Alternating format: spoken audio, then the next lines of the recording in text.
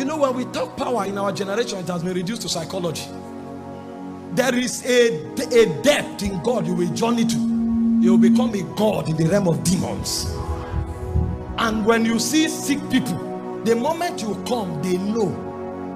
They say, Jesus we know, Paul we know. It's not psychology. You enter, as you enter a place, demons on their own will recognize where you are coming from.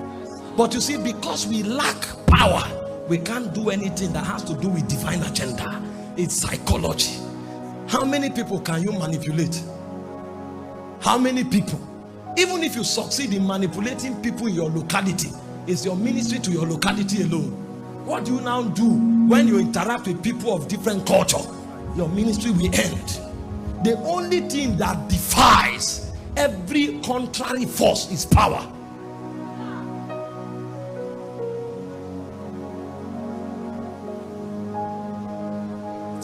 Let me do a teaching. If I continue like this, I may. Luke chapter 14 verse 23. Japheth wants me to talk on the compelling power. So let's calm down. 5 minutes to the end of the meeting, he said, and the Lord said unto the servant. Now Jesus was telling them a parable. He had prepared a banquet, and then he had invited the nobles. But you see, the nobles failed to come. See, that's what happens when the move of God begins. When the move of God begins, most times some people think they are qualified.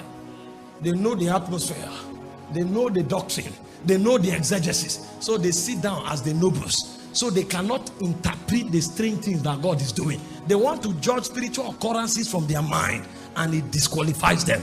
When Jesus invited the nobles, they refused to show up. Did you not read in scriptures? The Sanhedrin had been watching the prophecy of Isaiah for 800 years. But when Jesus came, they did not see him. They were disqualified. They are the nobles. They refused to show up. They gave flimsy excuses. And Jesus now said, okay, since the nobles can't come, go to the street. And then they invited people from the street. Yet there was still room. Because the move of God is bogus enough to accommodate every one of us. In the day of the move of God, there's no room for jealousy. Because the usher will raise the dead. The pastor will be talking. The guy at the door will raise cripples. And it's not a strange thing. Everybody becomes a carrier of Jesus Christ in ever increasing intensity. So there was room. And because of the excess room that was available, he now said, go into the highway and compel them to come into the banquet. The word is anakazo. It is a kind of power that defies cultural difference. It's a kind of power that undermines intellectual prowess. It's a dimension of power that has no regard for age difference. So you may see a boy of 15 years, and when an akazo comes upon him, he will come to the street corner and he will cry. And even the elder and the young, regardless of demographic, will journey there. He said when God came upon John, he didn't go to the synagogue. If he went to the synagogue, naturally he will meet people that fear God. He went into the wilderness, and right there in the wilderness, all he did was cry. And suddenly he said the whole of Jerusalem and Judea went to him. It's called power evangelism. If there is no power, we are talking. We are gisting, we are joking.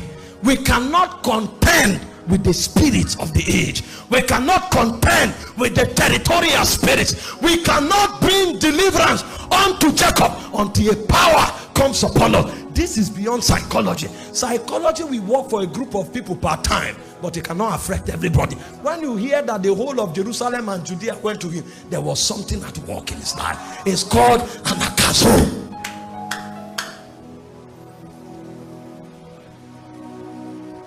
That's why when I want to move in the spirit, I say off every sound. If it's not working, it's not working.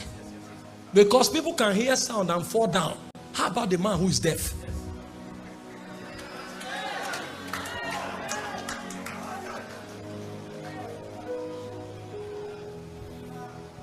The compelling power.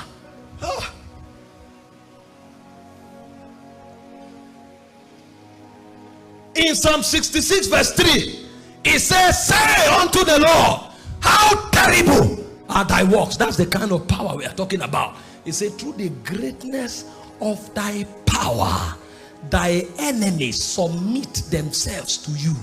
They were not advised, they won't hear it. They were not motivated, they won't hear it.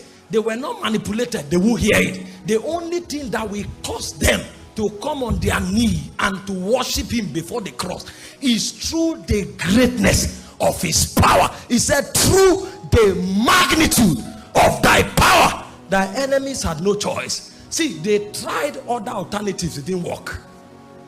When God begins to move, they come with gossip, and then the power is too strong, and then you graduate from gossip, and then they go with negative expectations and prophecies. It will soon fail, don't worry. And then you go beyond it, and then they come with direct confrontation and persecution, and then you still go. When everything is done and dusted and it doesn't work, then they come to you and say, I celebrate you. I celebrate you. Through the greatness, it's not English language that takes men there. It is something in God called power. He said in Exodus 3:20, I will strike the whole of Egypt with my signs and with my wonder. Then he will let you go. Nothing moves until power is released. That's why I said the gospel is not excellency of speech. He said, when I came unto you declaring the counsel of God, I did not come with excellency of speech. I came with the demonstration of spirit and power. If it is divine agenda, the number one thing is power. If power have not manifested, the compelling force will not be there. They will hear you, they will enjoy your message, they will still go back doing what they are doing. The Bible said when David became mighty in God, he said daily men joined themselves to David until his host became like the host of God. His host, that was a man. His host became like the host of God. Who was David? A boy in a family of 8 that was forgotten. When God came to the family through the prophet, they didn't think he was worthy. They looked at him, they said, no, if God wants to use everybody, it can't be David. David doesn't look like it. Eliab had stature. They had different credentials. David had no credential. He was in the backside of the woods. But when the time came, he was the one God nominated. And when that power came on him, whether he was educated, it was not a factor. Whether he was popular, it was not a factor. Whether he was learned, it was not a factor. Power was the foundation of reality. And when Saul wanted to kill him, David did not run looking for fraternity. He was in a cave called Adullam. And to make things worse, it was not soldiers that came to David. I thought the troop he commanded in the army of Saul will come to support him. They neglected him. He said 400 broken and battered men who were in debt. 400 broken and battered men who were in debt. These were the kind of men that came to David. But when David saw them, he knew what made him. And if I can introduce them to what made me, they will become like me. And a point came, 400 broken and battered men. The Bible said, and Adoni, who was of the Tachomite, one of the first 3 in rank, he said he took a spear and he slew 800 men. How can a broken and battered man take such feat? Something had entered him. Something had entered him. Because the power we talk about is not psychology. The power we talk about is not philosophy. The power we talk about is not sociology. It's the power of God. Something came upon him. He said, Eleazar, the son of Dodo, once upon a time, Israel was fighting to defend the land. And he said the whole army of Israel ran, but he stood his ground. A point came, one of them was stronger than an army. So you now discover when power comes, number is not consequential. It is stature that matters. The men standing, what do they carry? I'm not talking about a system where people, let me leave that one.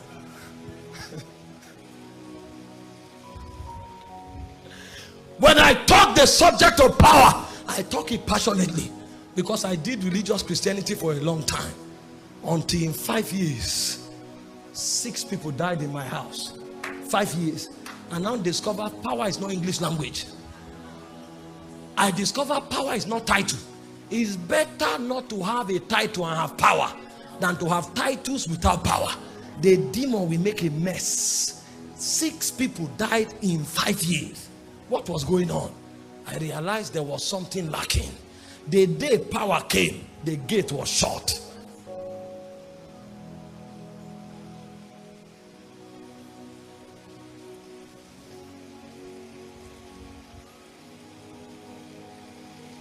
You look at yourself, you say, I don't look like. Forget it.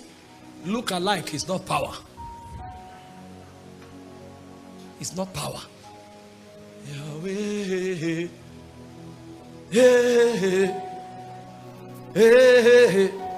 The disciples were with Jesus for 3.5 years. Jesus trained them. They knew how to lay hands. They knew how to lay legs. But it was different from power. It's not how hands are laid. It's not how legs are laid. It is what backs the action that matters. And the point came when they were threatened. They knew they needed power. So they prayed for empowerment. That's what will change this world. Forget this complex English language talking. Forget this packaging without power. I'm not against excellence. Come on, take a look at me. But without power, you are naked. No matter how well arrayed you are, without power, you are naked. It may not be obvious to men, but in the spirit, it's very obvious. Every spirit we know. Because when you speak in the spirit realm, the first thing they say is, by whose authority? By whose authority? Who told you you can do what you are doing by talking? How dare you? Do you know the realm you are talking to? This is a realm of thrones. This is a realm of princes. This is a realm of dominion. This is a realm of power. Who told you you can read a textbook and come to give command here? By whose authority have you come? There must be something backing you up. And until you can touch that realm, you can shake nothing on ground.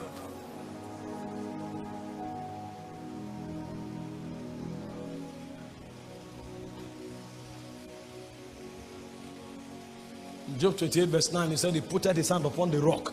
He overturned the mountains by the root. That's power. That's the power that compels. They sent men to arrest Jesus. They came. And Jesus was talking normal. He didn't even know people came. And they went back and said, no man ever speak like that man. There was a power that arrested them. And they went back. They would rather disobey their superiors than dare touch that stranger. They would rather disobey their pastors than dare touch that stranger. That's the subject we have come to consider. And if you know that this is one of the cardinal ingredients for advancing the kingdom in the last day, then you have to pay attention. Because I want to show you 3 secrets that govern the operation of power. That's what I came to do this evening. If I show it to you, I will sit down here and I will be talking and things will happen. It's a definitive. We must understand that Christianity must be practiced. It must be practiced. This is not a fluke that happens once and don't happen the next time. This is reality that can be replicated over and over and over again if you know how to tap into it.